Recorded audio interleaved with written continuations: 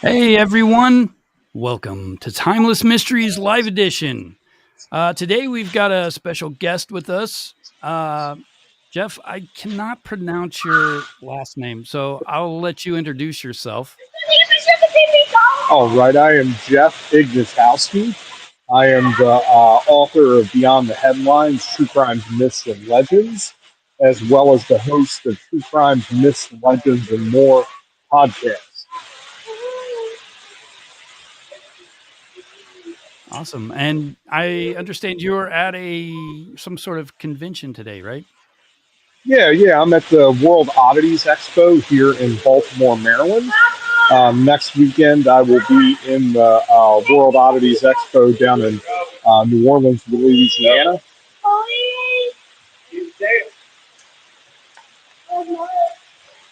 So I do all kinds of conventions all over the country. You know, I have my books and magazine and my games and shadow boxes and all kinds of stuff. Yeah, I've never been to one of those before. I've been to a Comic-Con once. But since I've been doing true crime, I've been thinking maybe I should try to go to some of these things, meet some other people. Um, Yeah, hey, Olga. Hey, Molly. Hey, Maribel. Hey, Cryptex. How's everyone today? Hope everyone's having a good good. Sunday. What's up, Cryptex?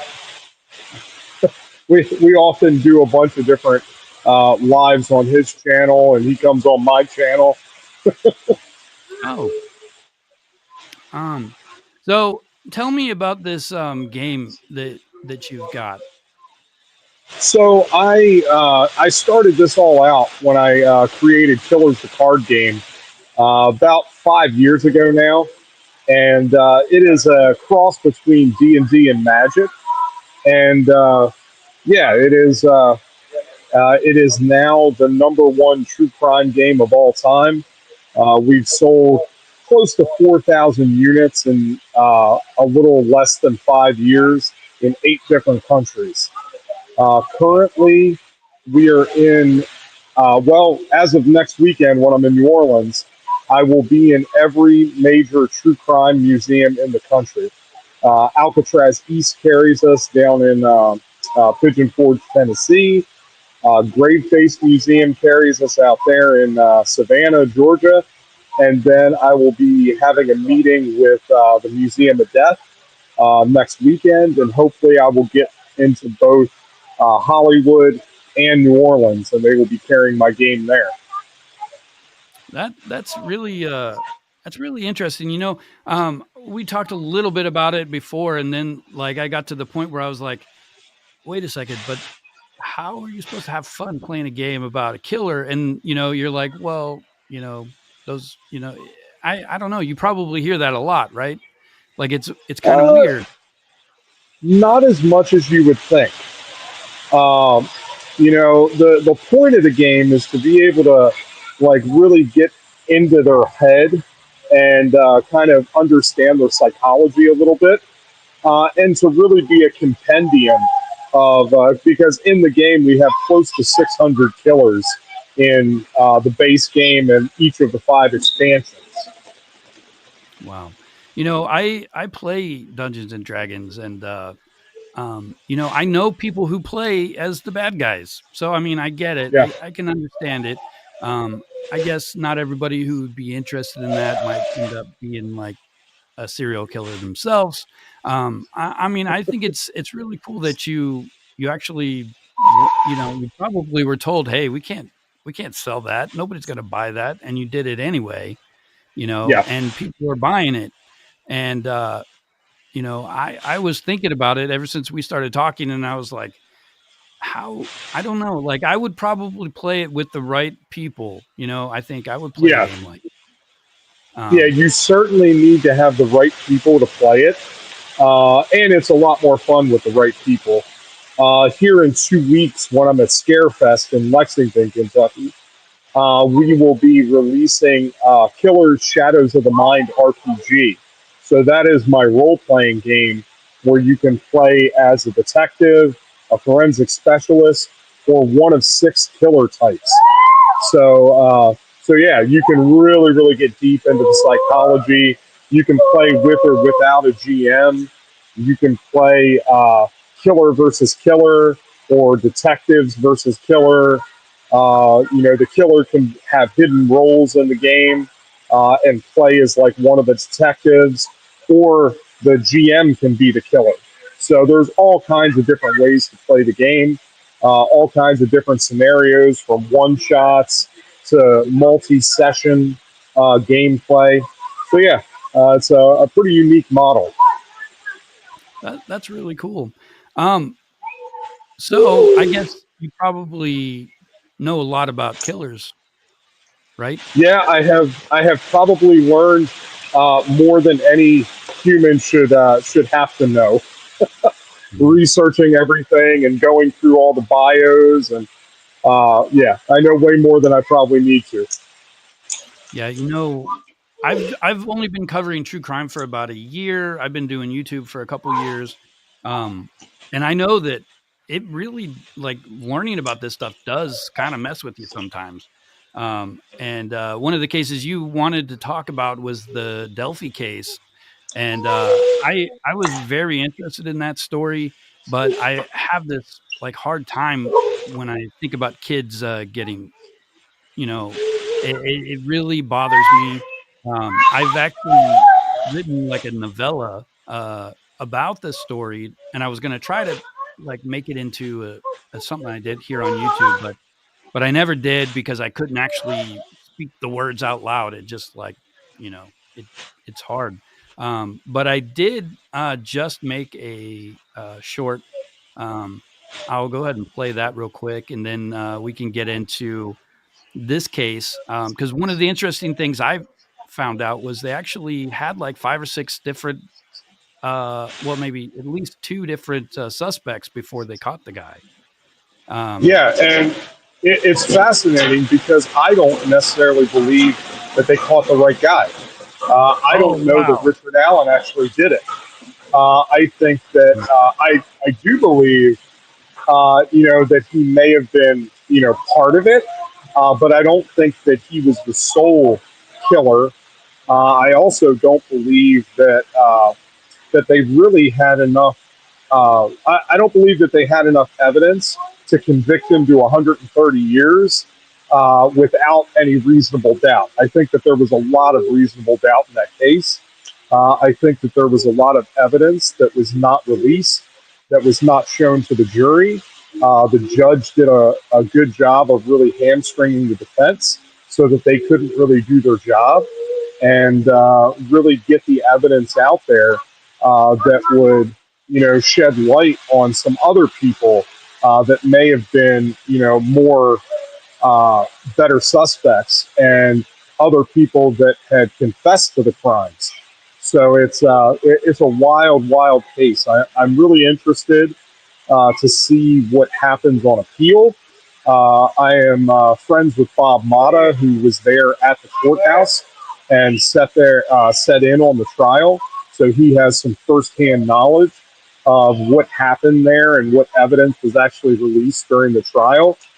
He also does not believe that it was necessarily Richard Allen.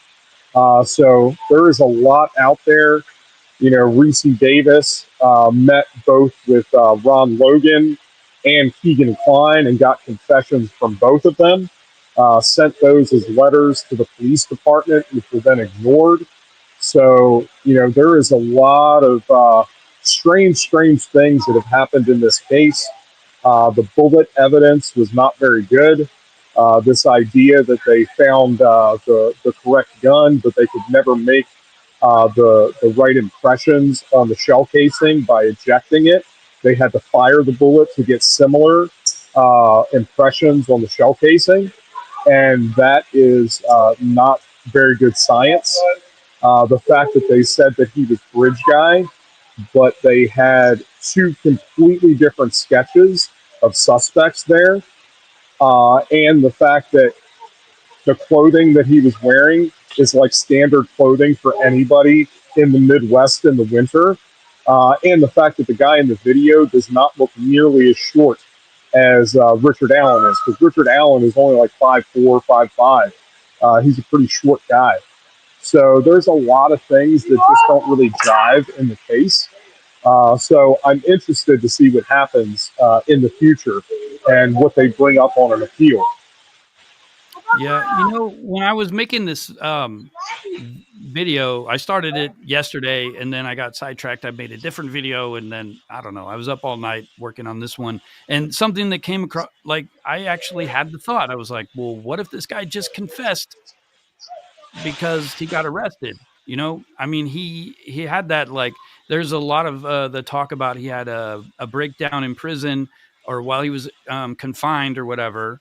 And there is, people do that sometimes. They confess and they're not really the killer. But I don't know, the guy's voice and the guy, they kind of sound the same.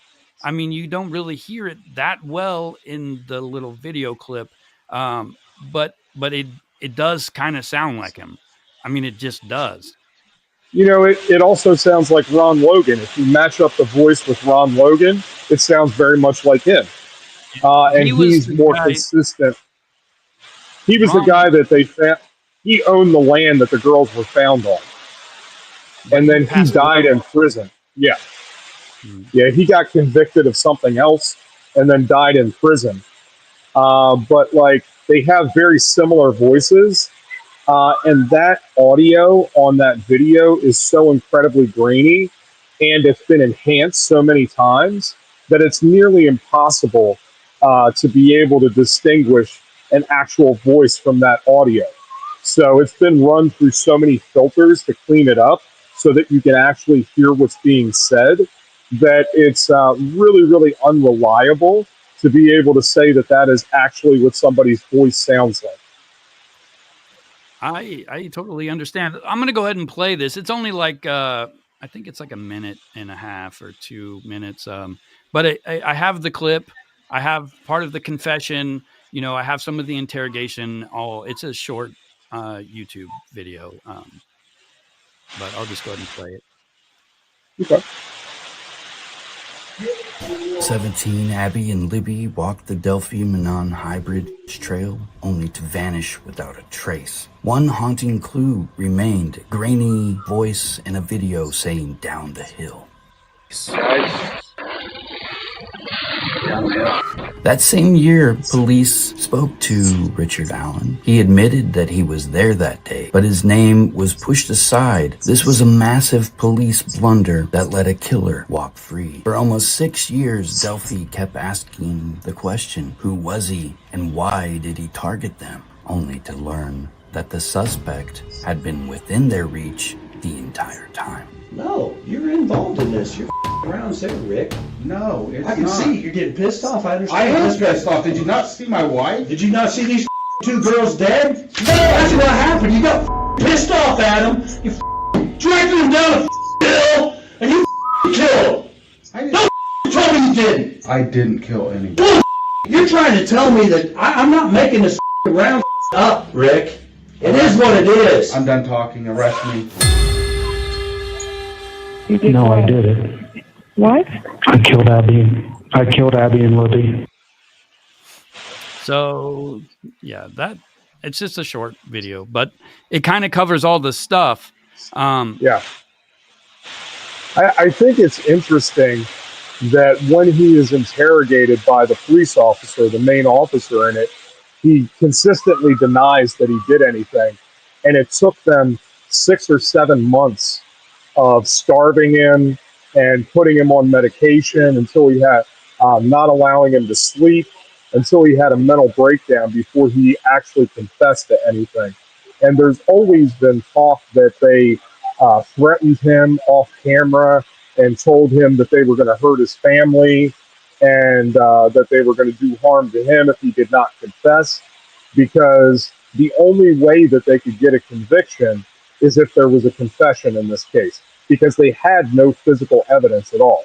They had no DNA, they had no hair evidence, nothing to actually point to Richard Allen. So if there was no confession in this case, and of course, there are 70 or so very incoherent confessions that he did. But this is all after he was on all kinds of medication. He was talking to a therapist who was feeding him information about a white van and about razors being used, a box cutter being used on the girls. So there was information that was fed to him. And then all of a sudden, mysteriously, all of the transcripts and stuff of their therapeutic interactions went missing. And it was all destroyed. There were videotapes made of it, and those went missing. So it's interesting that now there's no way to tell exactly what the doctor had said to him, what she was using. But later on, you find out that she was really involved in a lot of the podcasts and a lot of the theories that were happening during the 5 years before they arrested Richard Allen. So there's just a lot of fishy stuff in this case that mysteriously went missing. The interrogations of several of the people, the camera wasn't working, the audio wasn't picking anything up. And so they just kind of brush it off as, this happens in every case. There's always audio issues and always video issues. And I don't know that that's all that true. I don't think that that is consistent across all of it. Most of the time, people know which buttons to press to record audio and video during interrogations and confessions. Yeah. Well, this is a small town. So, I mean, it is possible that they screwed up. I mean, it's just possible. But, as far as what I saw in that interview, the police interview, the guy is on borderline coercion. And I don't know how that confession ended up being legal with like the way he's like, well, you did it, and he's Yeah, yelling at him like that. Like it's yeah, kind of crazy. they really, and before that, and he mentions it there in the video. Before that, they were threatening his wife. They parade his wife in front of him, and she's crying and upset. And we know that Richard Allen has a real closeness with his wife, and that it was really difficult for him to see her in that state, and to know that the police were messing with her mind and telling her all kinds of things, that he had killed these girls and he had done all these things. And I mean, of course, he would be angry if you're being told that you had just killed two people and you didn't do it. Of course, you would get mad that you feel like they're going to now send you away for the rest of your life and put you in prison for something that you did not commit. So it's not a unrealistic reaction to being accused of this incredibly horrific crime. Yeah. It's kind of crazy. I hadn't really considered that maybe he wasn't the guy who did it. I noticed in the chat a couple people were mentioning that they only know the basics of the story. Do you want to like just tell like how it happened? You can. I mean, I've got it written So down somewhere. I can find it and read it. But So there are a lot of different things, different facets in this case. The only person that we know for sure had any real like connection with the girls, because Richard Allen, other than possibly seeing them in CVS at some point, had no real connection with the girls. But Keegan Kline actually did. He was running the fake Facebook account, the Anthony Shots account, and he was actually talking to one of the girls and trying to get her to take like sexual pictures and stuff like that so he could sell them on the dark web. So there is a theory that they were actually trying to get the girls to go down the hill to meet with a bunch of people to maybe to do some of that.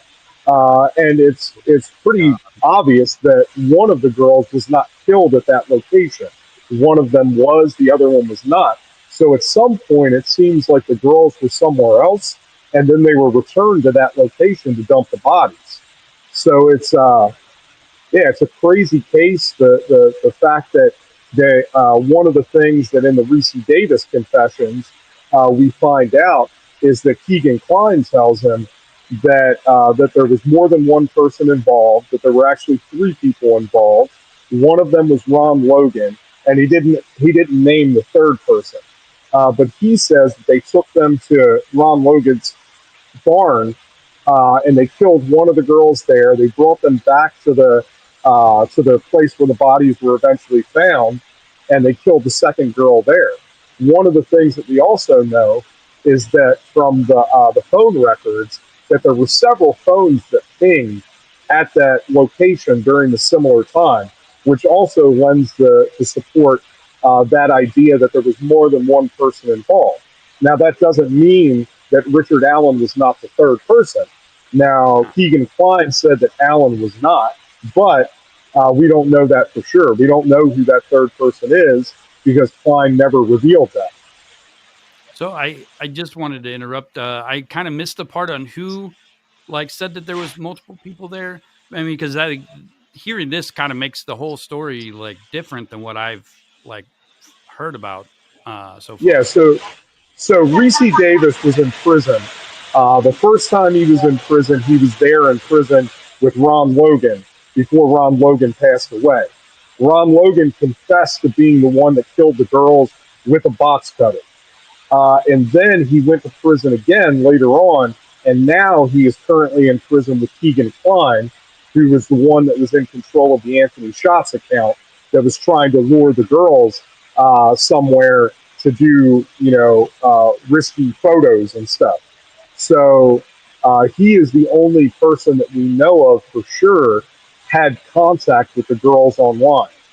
So it's just a strange coincidence that this guy who uh, who had connections with the girls, that was trying to lure them somewhere, and the landowner knew each other and were doing all kinds of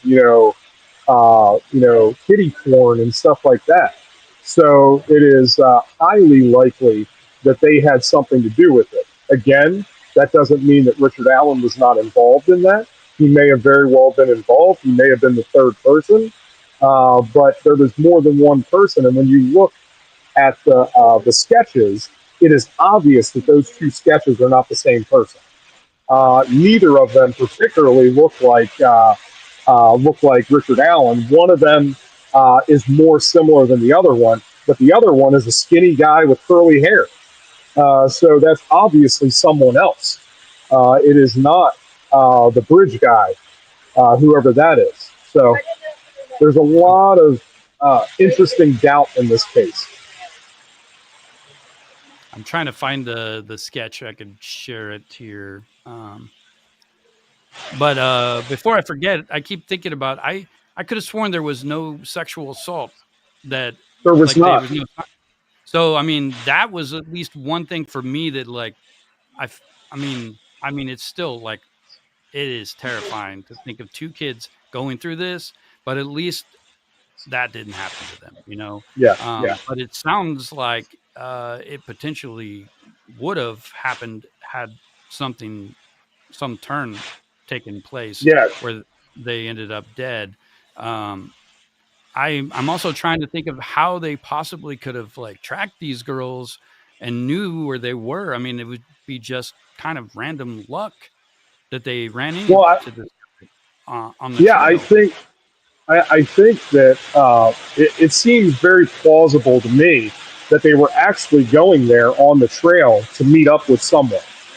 That they may have already been there and been planning on meeting up with some other people. And that's why, hey, they're down the hill.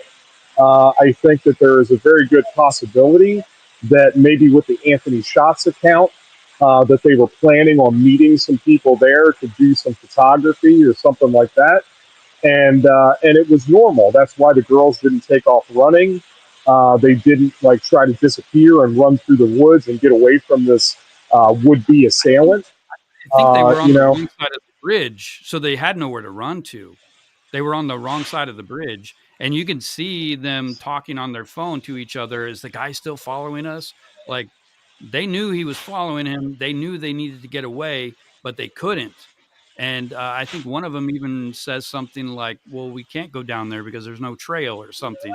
Um, she was trying to figure out a way to get out of it. These were 13 or 14-year-old kids, this, and then in a small town too. So they wouldn't know what to do in a situation like this, especially when like the only way to get away is like, across the bridge that they can't just like run across because the trestles are kind of Yes. spaced apart. It's dangerous to just run, but I mean, I don't know. But you would think that these girls being there, they go to that trail all the time, would know how close the houses are from there, because it's not like it's completely in the middle of nowhere.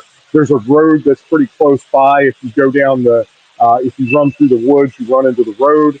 Because I've been there to the location, so you would think that knowing the area well enough that as soon as they got off the bridge, they would take off running to get away from this assailant, because the assailant would still be on the bridge and could not run, because he was behind them.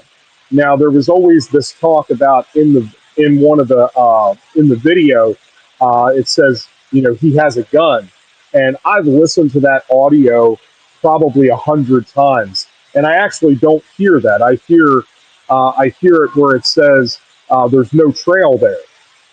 It does not sound like he has a gun. So, there's a lot of question on if he had a gun or not, where this bullet came from, this unspent shell casing, why he would have racked the gun, because, they said in the video that you can hear him racking the gun, and I never heard that. I listened to that video many, many times. I never hear the metallic sound of a gun racking. So I'm not really sure where they get that from. I don't hear any mention of a gun. So just a guy following you, with the girls knowing the layout of the land, as soon as they got to the other side of that bridge, why did they stop and just go with that person and go down the hill? Why did they not take off running? Is a little strange to me. Why they would have seemed to be cooperative and listen to the person if they didn't believe that they were going somewhere or being led somewhere. Yeah, I've thought about it a lot, and I think they didn't run for the first reason because they couldn't get across the bridge. But if they could have gotten away the other side, I don't think they believed that they were truly in danger right away. They were uncomfortable. They had that, that sixth sense you get when danger is about to happen. They know something's up, but they're in a small town. They don't think stuff like this happens. So I don't know, but they did sound like they were kind of, polite about, well, we don't want to go down there. There's not a trail down there. It sounded weird. What's interesting to me is when you watch the video where Libby, I think, or Abby, one or the other, is running past the other one, they also don't look afraid. They don't particularly look scared about the fact that this guy is right behind them following them. You would think that as that video is going, that you would see fear in their face. Like, oh shit, what's going to happen to us? That this guy is, telling them to go down the hill. But you don't see that. So again, that leads me to believe that maybe they were going somewhere, some predetermined destination, that they were supposed to go and meet some other people, and this guy was leading them to that place. So yeah, I just find it really strange that you don't see that. You don't see that real fear in their face. So I got the images of the sketches, and I don't know, these are the sketches, right? Yeah, these are the two sketches here, and they are clearly not the same person. They are clearly two different people. One of them has a kind of a scruffy goatee looking thing, and wearing the hat. Doesn't necessarily look like Richard Allen. Richard Allen had a much longer beard and a longer goatee. Sorry, I'm just gonna try to find the pictures here of him. Yeah. You can keep talking. Sorry about that. Yeah, but he has a longer goatee. He has bridge guy. Does have the hat, but you can't see any curly hair because the hat is not on. The other guy has no goatee, has no scruff at all. So like there are some pretty significant differences in both of the sketches. You know, so it's interesting. But of course, we also know that eyewitness testimony is the least reliable testimony there is, because everybody sees things differently. They remember things differently. As months go by, they add different things in, you know, because of influences on the media and the news. There are all kinds of things that happen with eyewitness testimony. Yeah, I'm still not convinced that he's not the guy, but I mean, I'm at least open to it being a possibility. It just seems, I don't know. You can hear the fear in their voices when they're talking about this guy behind them. They do seem scared. And then I don't. Was there actually footage of them in the woods or just Yeah, on the bridge? there's Because I haven't footage seen it. of Yeah, there's an extended video that shows Abby coming off the bridge and running down the hill, and she almost runs past the other girl. And so you see that. That's actually when you see their shoes. There was this whole debate about, you know, did her shoe color change and all of this stuff. And it's really just a trick of the camera. It's the lighting that makes her shoes look blue or red or whatever. But you see her shoes as she's kind of running past her. Now, why she stopped running and started walking again and didn't keep like busting ass through the woods is beyond me if they were in fear for their life. If they were really all that afraid, I would think that she would take off running at full speed trying to get out of the situation. But Well, you know, other people have kidnapped others, and they haven't ran away either. One that comes to mind is Samantha Koenig, Israel Key's victim. He pulled her out of a coffee shop, and they walked calmly to the car. But she thought it was a kidnapping, and she thought she was going to survive. But yes, still, I mean, I think I don't know. I mean, if I'm ever in a situation where there's a chance I'm gonna die, I'm gonna fight. And you know, if I die fighting, it's better than dying tied to a chair, tortured. yeah, for Uh, sure. I don't know. I mean, I don't know how these kids could have survived that when somebody just like you know makes that decision to do that. They're kind of in a very bad situation. Yeah, It's horrifying to think about what fear they that's what felt. that's one of the things that really surprises me, and the whole thing about this story is that it's really difficult to control one kid. You know, one 12-year old that's trying to get away from you or whatever. It is nearly impossible to control two, which is another reason why it lends me to believe that there was more than one person involved in this and that it wasn't just one sole killer. You know, it's nearly impossible, uh, you know, to be able to control both of those people with just two hands, unless you have some kind of cordage, you know, unless you tied somebody up or used a zip tie or something like that. It's very, very difficult to control two people that don't want to be there, unless, of course, they're drugged and they're knocked out or something like that. But it's really difficult for this one guy. And you know, one of the girls was a heavier girl. You know, Richard Allen was not that big of a guy, and to control both of these people and to possibly have to carry one of them would be a lot for one guy to do. Having three people there changes the story entirely. You know, three people could move the bodies really easily, could stage the scene, could, you know, undress one of the victims, redress the other victim. You know, it is much more plausible in the time frame given that there was more than one killer at the scene versus there just being one guy doing all of this in 30 or 40 minutes. Yeah. I remember hearing about some stuff that they thought it was some kind of ritual.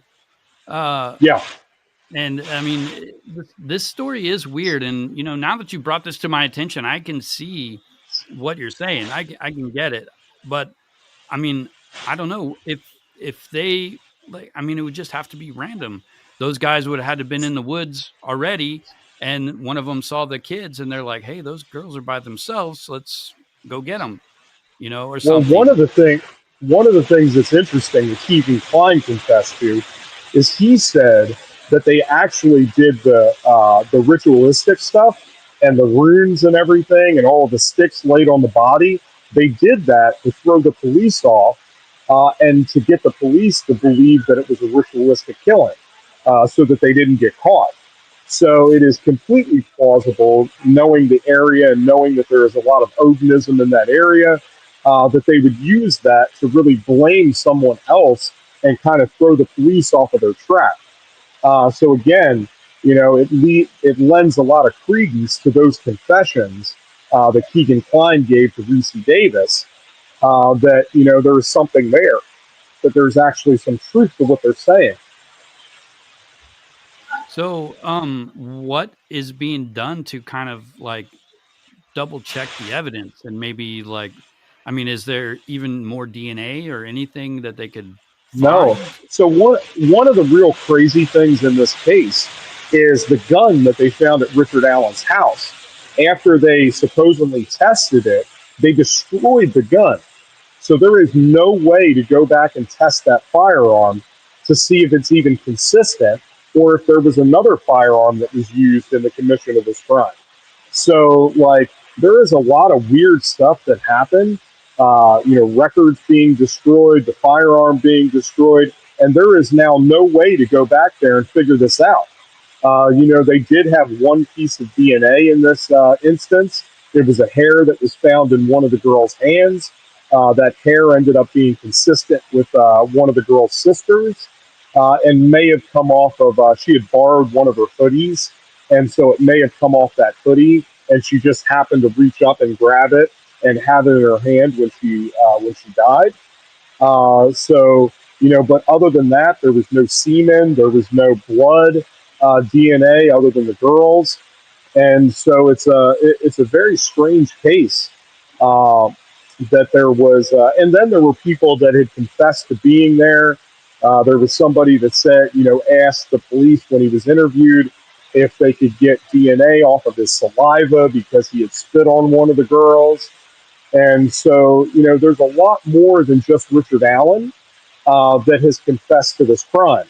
And a lot of those leads were not really investigated very well because they were all related to the Odinism stuff.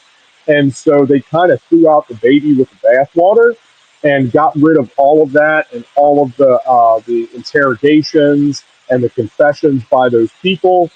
There were several people that had confessed to their significant other, saying that they were there. There was a group of 3 or 4 people that said that they were there when the murders were committed, that they were all involved, and all of those. Elvis Fields, thanks, Perfect. All of those people, all of those audio and video were all corrupted and were not able to be brought to trial.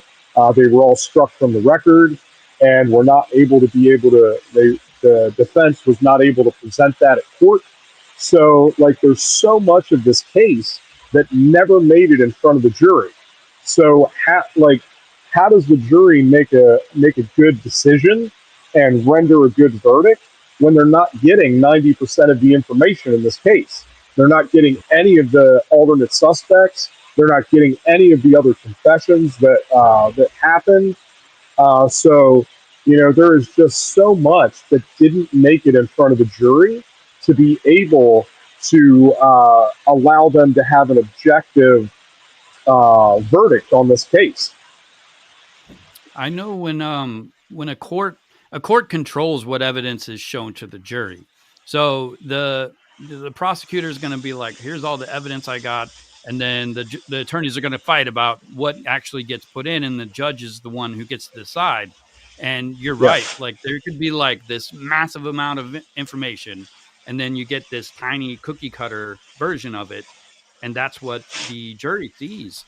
There is a lot Well, of information that could yeah. be bad for the defendant, could be bad for the prosecution, but they try to, like, the judge is supposed to try to make it fair. Yeah. And Well, and it seems like all throughout this trial, Judge Gall did not do a very good job of making it fair. She started off by making sure that the defense couldn't get the money that they were requested. They requested money to be able to pay for the experts to do their investigation of the evidence. She did not give them any of that money. They ended up having to go and crowdfund the money to get their expert witnesses in this case. They were not given the name of the professor who had identified the runes that were painted onto the trees and the runes that were made in the sticks. And so there was a lot of stuff that the judge kind of pushed out and would not allow at trial. Just like they didn't allow video or anything in the courtroom. They didn't allow a lot of different things that happen in many, many trials.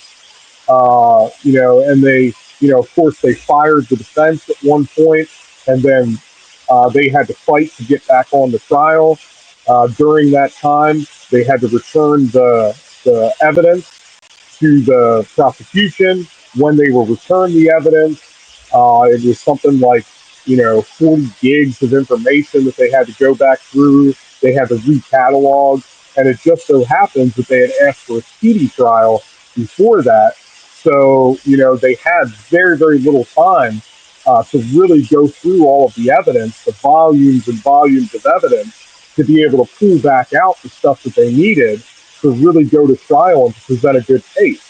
So it seems like the prosecution and the judge really did everything they could to really make it difficult for the defense to put on a good defense of Richard Allen. so you think that it wasn't a fair trial? I mean, what would No. be the benefit of convicting the wrong guy if they actually knew who the killer was and he died? I mean, why would they want to convict somebody else? Like, why Well, not just? I think they wanted to close the case as quickly as they possibly could because there were so many people and there were so many other people that had confessed to this that may have actually been the killer that it made the police look stupid. It made them look incompetent at their job and going out there. The fact that it took them 5 years to figure out and even to arrest one person, it looks like they didn't do their job. And, at the same time, if Keegan Kline was involved in all this, child pornography and stuff like that, who were the people that were ingesting this stuff? Who was buying it from him? And that gets a little bit conspiracy theory. But maybe he had some real names and things, and they didn't want him to get convicted of anything, so they put him in jail for something else, a lesser crime, which is why he was never even really considered to be uh, involved in this murder. Even though there was talk about his dad being part of it, they dredged the river for the murder weapon and all kinds of stuff on reports from Keegan Kline, but they never did convict him of anything. So there's always been this theory that maybe he had some dirt on somebody, and that's why they didn't want to push the issue with Keegan Kline because then he would release the information that he had. So they convicted somebody else real quick to get this case closed and to end any of the investigation. So, something that just kind of came to mind. If this really was like something where this group of people was trying to get these pedo pictures or whatever, um, was there a camera that like had something on there? I mean, is it maybe still out there? Are there I don't photos of? know. So there I were mean, certainly, I think there were some photos that came up that one of the girls had sent to the Anthony Shots account. I believe there were some photos there. But I don't know that, if and when they actually went to this shed or barn or whatever it was, if they even got to the place where they took any photos, because maybe the girls started fighting at that point and realized that they might not make it out of there alive. And that's why they ended up killing one of the girls there and then transporting them back to the dump site and then killing the other girl at that location. And it's really, really strange. Like, for example, the one girl who had no blood on her at all. Like on most of her body, it almost looked like she had been washed before they put the clothes back on her. So there's a lot of really strange stuff that again lends itself to the fact that there must have been more than one person committing this crime. It's really difficult for me to see that just one person would be able to, make sure that they washed one of the bodies, that they changed all the clothes and everything in less than 40 minutes. Yeah, that is kind of crazy. And I think I remember like the clothes had been taken off at least one of them or something, if I Yeah, remember correctly. And I mean that's odd, especially with no sexual assault. But yeah, I guess with the photo like possibility, I guess that kind of makes sense. Um, I hadn't considered any of this stuff. It's kind of, I mean, I'm glad you brought it up. It sounds like the guy was in prison, but he might need to be there, maybe not for this particular crime, but I mean, if he was actually, um, getting pictures or maybe in the sex trafficking kind of trade or something like uh, that's scary. But the wife, she's shocked when she hears him confess. I mean, it doesn't yeah, sound fake. It sounds real. And I know that, with like the BTK, his wife didn't believe he was a killer. His daughter didn't believe he was a killer. And I mean, it can happen, but I still haven't heard any good theory on like motive. Why would he do it? Other than what you've just said, that makes more sense than anything else I've ever heard. Um, I mean, at least story wise, it makes sense. But otherwise, it's just like he's just randomly walking on a trail one day and he gets the urge to commit a crime. It yeah, doesn't make sense to me yeah. either. It, Yeah, it's very, very strange that this guy out of nowhere who had no criminal history, had no past history of any kind of, they tried to bring up all this stuff that he had touched his daughter and that he was into little kids and all of this stuff, which was all at trial proved to be incorrect. That he never touched his sister, he never had any kind of pedophilia with his daughter, and so they both denied it at trial. And so they tried to make him look like this pedophile that was out there that had a long history of, being sexually aroused by young kids, and they were unable to prove any of that at trial. All of the people that they thought might be the people that would say that all denied it. So, they did a really good job of trying to make it look like there was some kind of prior history, but there really wasn't. They couldn't point to anything that would show that this guy had any weird fantasies or anything like that that would cause him to one day decide to go and, kill these two little girls. I thought you'd mentioned that he was like selling photos. Was that the other guy, the guy that was in prison Yeah, already? yeah, that Okay. was that was Keegan Klein, the one that was selling photos. Richard Allen was never caught with any of that stuff, but Keegan Klein was. And he was a pharmacy technician. So I mean, he worked at a CVS.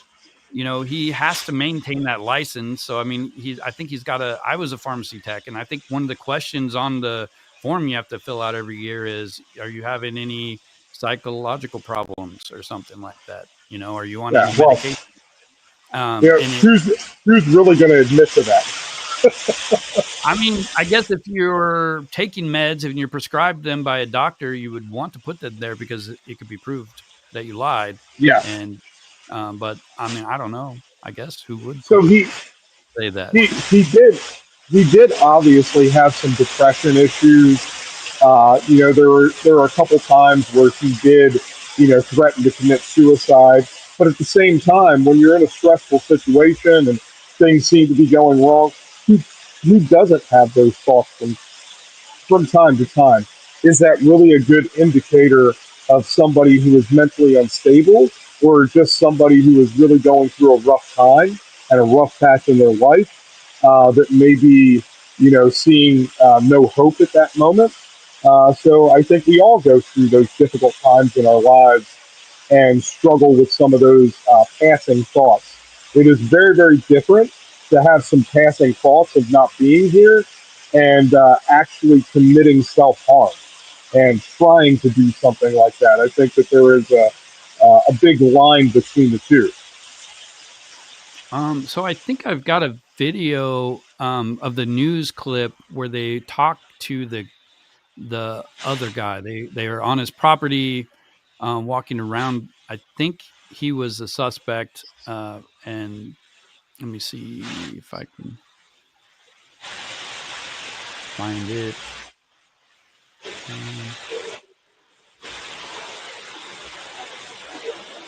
I just have to play it real quick before I open it, because probably I have like 3 or 4 news clips. That one has no video.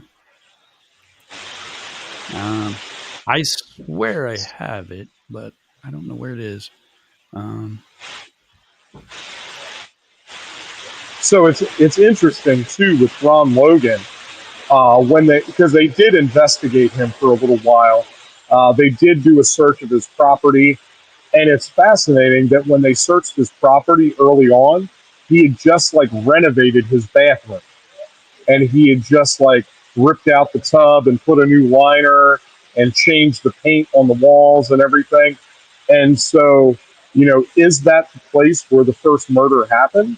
Why did he just shortly after the murders go and renovate his entire bathroom?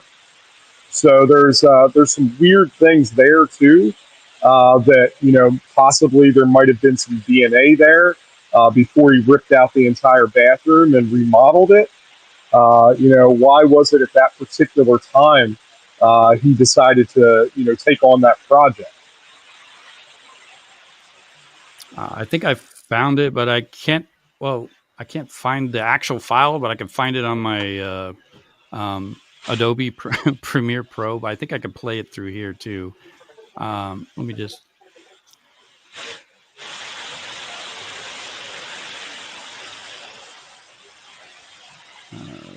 Oops.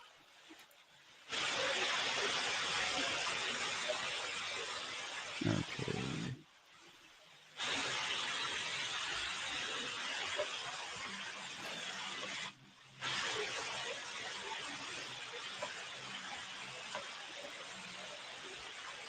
So I think this is. Hopefully, you could see that. Tonight, our Lord Costa continues our big story by explaining what Oh. police thought may have been responsible. Yeah, you can see it. Well, this is the home and property that is mentioned in this latest. So I think, like this, I think is. Details about the crime scene and the police interest in the man who owned the property where those 2 teen girls were found. Tonight, our Lauren Costa begins our big story. And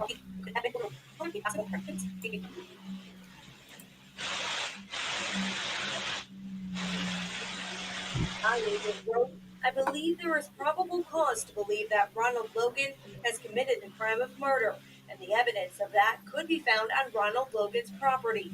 The agent then went on to detail why, saying Logan asked a relative to create a fake alibi for him for the afternoon that the girls were reported missing. There was. So, I mean, that was the guy that's property was close to where the girls were killed, right? No, they were actually found on his property. It was his property on that side of the river where the girls were found. They were found on his property. That's crazy. And yeah, I mean, whenever I found that that was the first time I saw it was today when I was looking for. I was trying to find the interrogation videos and stuff like that, and I found that. And I think there was one other guy that they were investigating too, where his name was in the papers, but I think he was a younger guy. I don't remember his name. But it's interesting. I mean, you got to think about this. This is like 5.5, almost 6 years. I think it was 5 years, 8 months or something like that, that they didn't have a suspect. They didn't know who the bridge guy was. They've got these flyers up. People are still looking, for the killer. I mean, imagine living in this town. It definitely won't feel safe there anymore. And this is like a town of 2,000 people. So Yeah. I grew up in a small town, and I used to do things like what they did. That was a long hike that they went on. It was far away, but it's safe. I used to ride my bike like 8 or 9 miles into the wilderness and go crawdad hunting, or bullfrog hunting, with my 12-year-old friends, all on our own. And I mean, I just can't imagine what would have happened, what I would have done if somebody would have showed up and been like, "Hey, do what I say." I mean, I don't know. Like they were Yeah. kids. I don't think I think that as a kid you just automatically do what adults say sometimes. And I think that fear may have been what, you know, kept them from running away, and doing what he says. Even if you work in a retail store, they tell you, if somebody pulls out a gun, just give them whatever they want, do whatever they say, don't try to fight back, because if you fight back, people get hurt, either yourself or another person, or I mean, anything can happen. But I think in this day and age, we see crimes like this happening all the time. Random crime shootings, random murders. Since I've been covering true crime, I've come across hundreds of different stories of people picked up right at the grocery store in their car, putting groceries away. I mean, this Yeah. stuff actually happens, and it you don't hear about it unless you dig for it, because we all want to feel safe. But the truth is, you really should be prepared for what if somebody does this to you. You need to know that you need to fight. Don't just comply, because you could end up worse than dead. And I think torture is worse. If you're going to be For sure. tortured for, there's several stories. I mean, days and days. Like, yeah, it's crazy. I just can't imagine the families of these kids. I can't, like, if I think too hard about what the girls felt in that moment, like it really hurts to think about it. And I can't imagine what their family feels, when they think For about it. sure. Cause I don't think you could not think about what they had to be thinking. I mean, I don't know. Yeah. It is a crazy, crazy story. And I don't think that at this point we know everything. I think that there is a lot more. And like I said, even if Richard Allen was involved, I don't believe that he did it alone. I think that there were all other co-conspirators in this case. And so those people are still out there, or they're in prison for other things. So it's really, really challenging to be able to feel any real sense of closure to this case, knowing that it's nearly impossible for this 5'4", 5'5" guy to be able to, do what he did in that kind of time frame without help from other people. So who are these other people that were helping him? Who else was there during the time that this crime was committed? Why did both of the girls stand there and have their throats slit, and then one of them didn't take off running through the woods to get away, or try to get out of there? That also lends itself to being two different locations and two different murder scenes. That one of them was at one place and the other one was killed somewhere else. So there are just a lot of question marks in this case to me, and there are still a lot of unanswered questions. So I've heard you mention the Odinism. Do you know much about that? That's the ritual that they supposedly Yeah, use. yeah. Uh, So yeah, there are a lot of different runes and things like that. That were found at the crime scene. The sticks were put in a pattern on the bodies. There seemed to be some blood on one of the trees that was consistent with a rune. And so, a lot of those things point towards Odinism, which is like this kind of almost white nationalist belief in, you know. So yeah, it's you cut out there. I didn't hear uh, that. uh, yeah, there were a lot of things that pointed towards this idea of Odinism, and so yeah, there were just so many things, so many runes, and blood that was marked on the tree, and sticks that were in a certain pattern that were consistent with that religion. And so it's very, very strange that they would use that. But again, Keegan Klein had confessed that they used their knowledge of Odinism to throw off the police. Again, it's Yeah. consistent with this idea that more than one person was involved in the commission of this crime. Yeah, this case is. I think I'm gonna have to dig a little farther. Is there like somebody? I mean, does the guy have an attorney now that's trying to work out the appeals, or is there like? Yeah, they have several. There are several attorneys out there that are currently working on the appeal. So they have asked for several extensions on the appeal. So I don't know where that lies. I don't know what all they're doing and how far they're pushing it. But there are several things that are going on and moving in that direction for an appeal. So here in the next few months, we should be hearing more about that as the court starts to, or the defense starts to create these documents that uh, lay out what the appeal is and what they will, be trying to present as an appeal to see if the appellate court will approve it and possibly grant them a new trial or, something.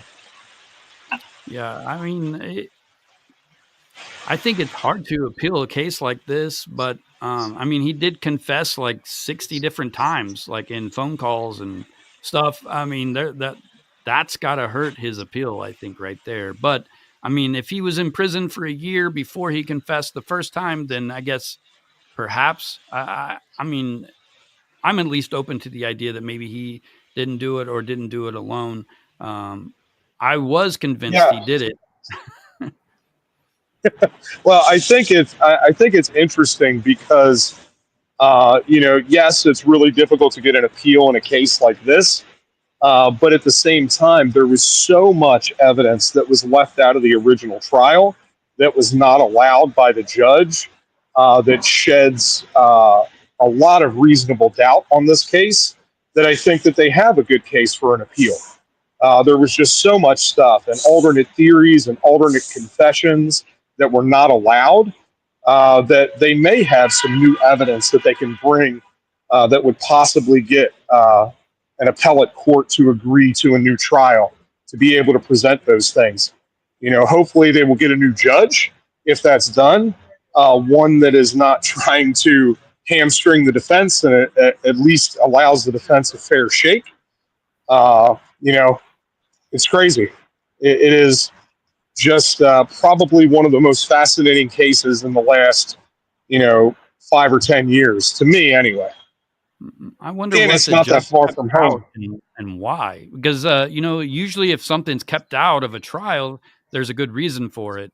It's not Yeah. always just like a power play by one attorney or the other, but sometimes there's like an actual good reason to keep stuff out of evidence for the jury. Yeah, and the only reason that she really gave is the fact that she believed that the media attention would taint the jury. And so there weren't very many reasons that she gave for not having those things available at trial. And so, it's just really, really strange that there was a lot of things that were not allowed to be presented at trial. Some things that were very, very critical. Is the full So discovery no, been released? They have not. They have not released a lot of it. They sealed a lot of those documents.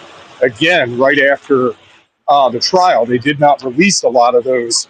Like for a long time, they had sealed the interrogation videos of Richard Allen, and it took a lot of people writing to the courts to get those things released. It also took a lot of time for people and a lot of requests from people for them to release the official court transcripts. So for a long time, we didn't even know what was said in the courtroom at all because there was no video, there was no audio of it. All you had was the court transcripts, and all of that stuff was sealed. It was because the girls were minors, right? That's why it was it was a closed hearing because of that. Yeah. That makes sense.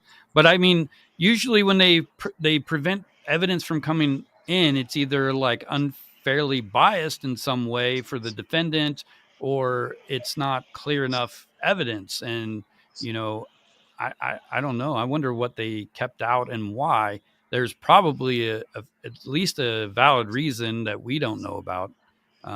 Yeah, you would hope at least. But there was just so many unfortunate things in this case that I think really taint the jury from really knowing and being able to understand, what the actual facts are in this case. There was some stuff about the confessions or the witness testimony of like Betsy Blair and stuff like that, where there were some serious inconsistencies in her witness testimony about the cars that she saw in the parking lot, the number of cars. And so a lot of that stuff is really, really strange. How they got that witness testimony and what kind of impact that has on a trial when you can't also give the alternate suspects and the other confessions and things like that. So there's really nothing to balance it with just the very, very biased testimony that they got. That is interesting. So I know you said you only had about an hour today, and I see you're walking. Are you headed back to your booth or your hotel? Or no, I'm actually headed to the car because I got to go get the car to pack up the booth. To pack up the booth. So how did I guess we can go ahead and end our discussion there, and I'll let you get ready to go and stuff. But how did the convention go? Did you do well? Yeah, it was good. I did. I had about an average weekend. It was not bad. There were a lot of people that picked up a copy of the game or picked up some shadow boxes. I actually started pre-orders on my role-playing game, so there were a couple people that picked that up as well, even before it's gotten released. So yeah, it was a good weekend overall.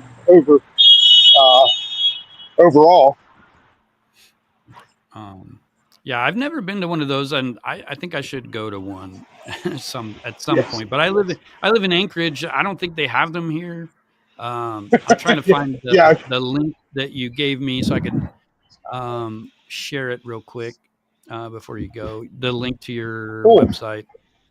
Yeah, I have the link to the website is scorpionlairgames.com, and then I have a new magazine that's coming out called True Crime Quarterly, and that will hit January of 2026.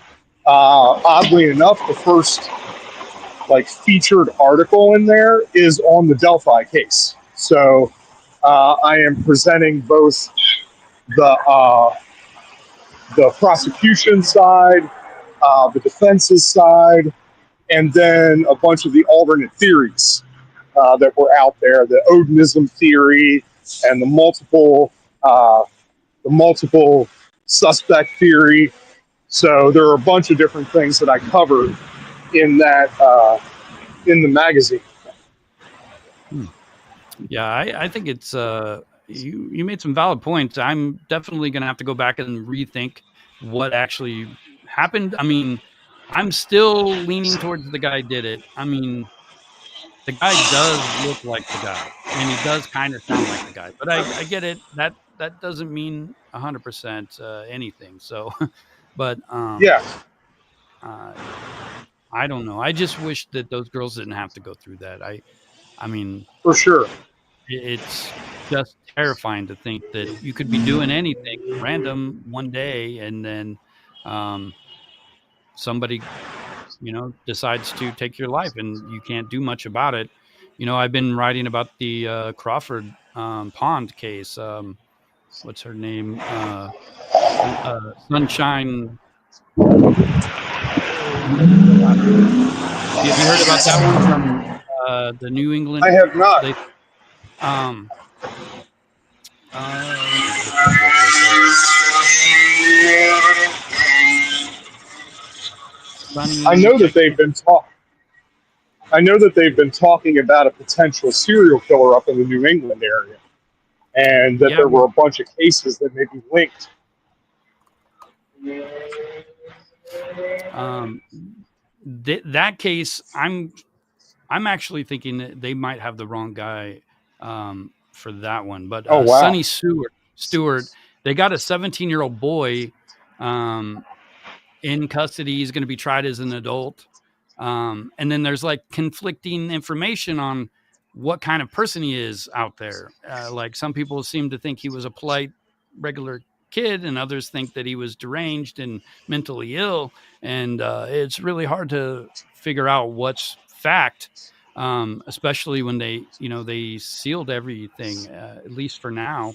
Um, Yeah, but he is definitely going to be tried as an adult.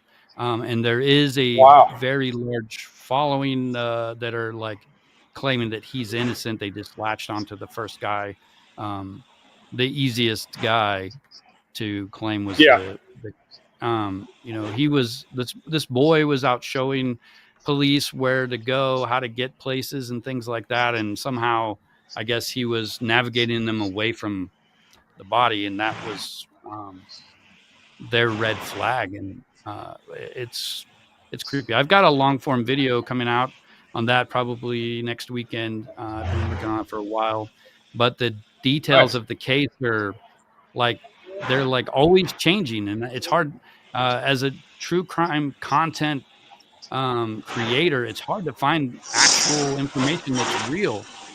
Everything gets like everything is like speculation, and everything is like compounding on speculation. So it's like it's hard to figure out what's real. Yeah, But for sure. anyway, Jeff, it was great having you on the show. You're more than welcome to come back on anytime. Uh, you know, it was good talking with you. Does Absolutely. anybody Thanks in for the having chat me. have any questions for Jeff before we let him go?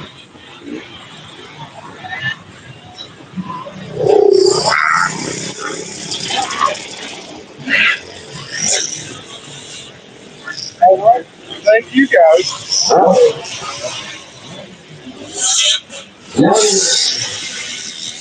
Thanks, Well, Mystics. Nice hearing from you. all right. Well, Jeff, I'll let you hop off of here. I'm probably going to stay on for a little bit longer and hang out. All right. All right. Well, thanks for having me. Yeah, it was great. Hope you have a good All rest right. of your weekend and do well with your stuff. I know you got a couple more weeks ahead of you, right? Yeah. I'll be busy running all over the place the next couple weeks.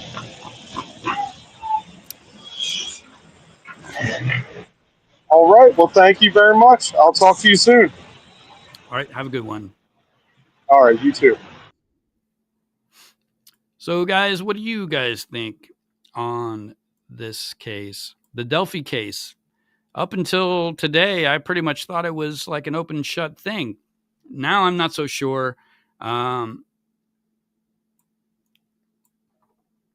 I don't know. I think the confession alone, like when he confessed to his wife, kind of pushes me over the line. But the way the wife doesn't believe it,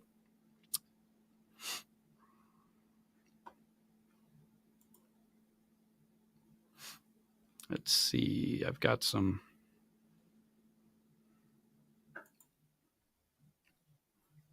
I'm going to try to pull up some trivia, guys, before we go. And I should have asked Jeff. He says he does trivia. Before I didn't even think of that.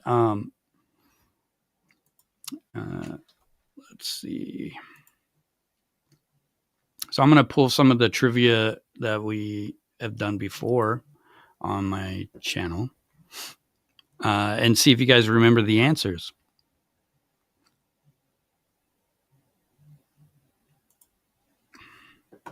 And we'll probably just do a couple, and then I'm going to call it a night. Let me get back to the right. There we go.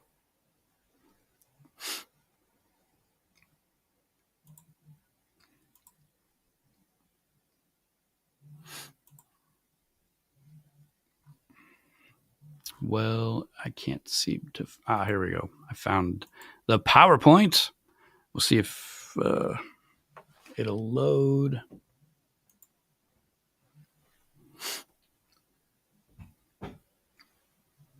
It's processing, it looks like. But let's see.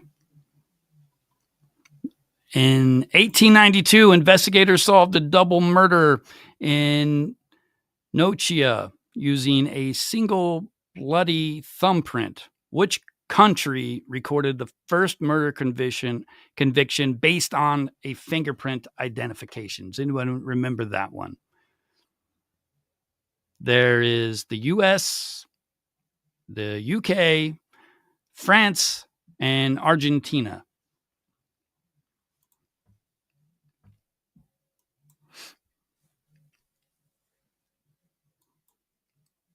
There we go. Anyone got any guesses? This is one we've actually had already a couple weeks ago. I posted it already. So hopefully somebody remembers.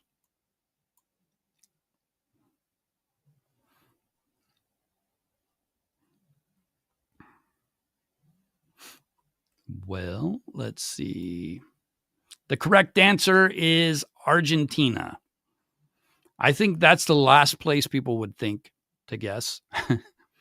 But it was Francesca Rojas was confronted with a fingerprint. She murdered someone, and they found a bloody fingerprint, I believe. And police pioneer Juan Vucetich developed a classification system and matched a bloody thumbprint to a crime scene. The woman was confronted with the print and then confessed to killing her 2 children.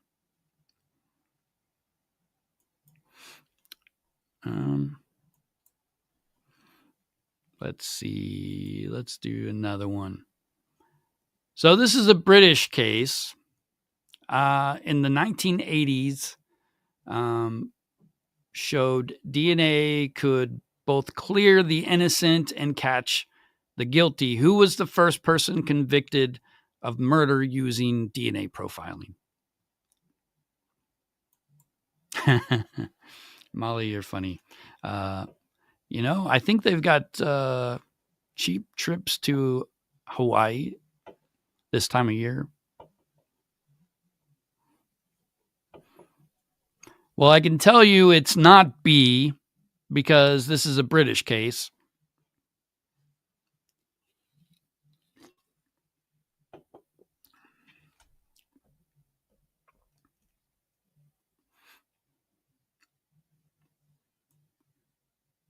All right, 5 more seconds, and then I'm going to show the answer. Gary Ridgway. Anyone else want to put their answer down? All right, let's see who it was. Maribel says not B or D. Olga says D. So let's see. It was C. So nobody was right. But Maribel had a good idea which ones not to pick. Colin Pitchfork, after two teens murdered in Leicestershire. I don't know how they come up with these names. Richard Buckland falsely confessed, but was exonerated when Alec Jeffrey's new DNA profiling showed he was not the killer. A mass DNA dragnet then exposed the ruse. A coworker donated a sample for Colin Pitchfork. A tip revealed the switch. Pitchfork's own DNA matched both crimes, and then he pled guilty, cementing DNA profiling's role in criminal justice.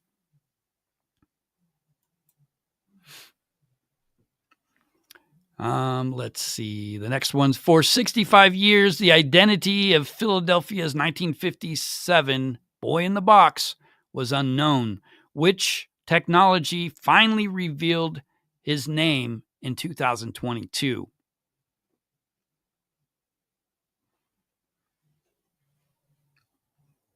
This is a really terrible case. I've talked about it multiple times.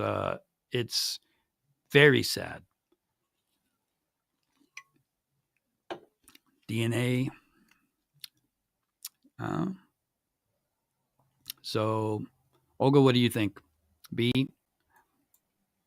That is correct. Investigators extracted DNA from the exhumed child and used consumer-style genealogy databases to find distant relatives, then built a family tree that identified him as Joseph Augustus Zarella. I don't know how to say it. Genetic genealogy links crime scene DNA to relatives to infer identity, giving a name to the long anonymous victim, offering context for detectives and families after decades of unanswered questions. One of the most tragic things about that one was that I don't believe any of the living relatives had any idea that this boy had been murdered or died. And I think this was also the same DNA style that captured the Golden State Killer, Joseph D'Angelo, right? That's his, yeah. Oops. I guess I deleted the question off of that one. You guys should get this one. The Amber Alert system is named after a 9-year-old abducted in Texas in 1996. What does the acronym AMBER stand for?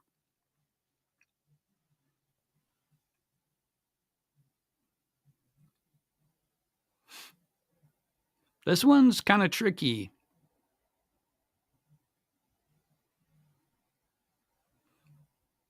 They all kind of sound like they could be correct. Except for, I don't think it's D or C. But the other two, I think it could be either one. What do you guys think? D. Olga guesses B.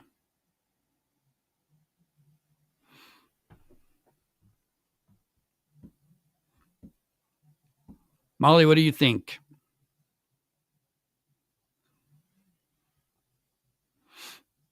Well, I think it's A or B. Molly thinks it's A. So let's see what the correct answer is. America's Missing Broadcast Emergency Response. That was B. Olga got it right.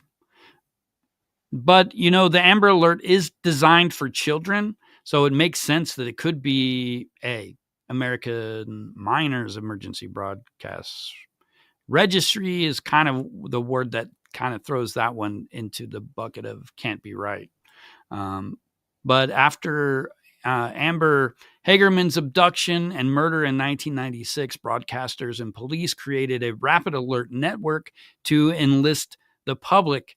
The initiative adopted the acronym of American Missing Broadcast Emergency Response. Amber alerts push vehicles information, suspect information, and child descriptions across highways. It goes straight to cell phones. And, when the public gets involved, there's a much higher likelihood that they're going to be spotted and authorities can return the child home. But anyways, guys, I think that's going to be all for today. I know it was kind of a short live stream, especially considering last week I did 4 hours.